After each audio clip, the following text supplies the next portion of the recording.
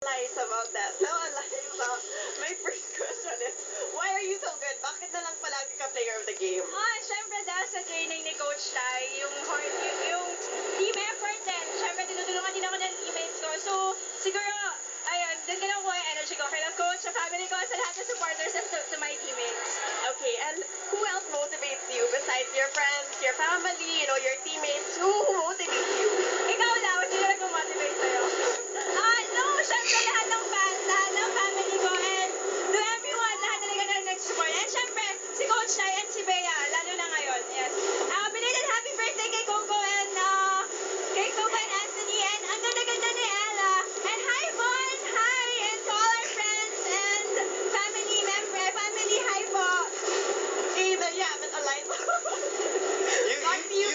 You two should have your own TV show. Okay.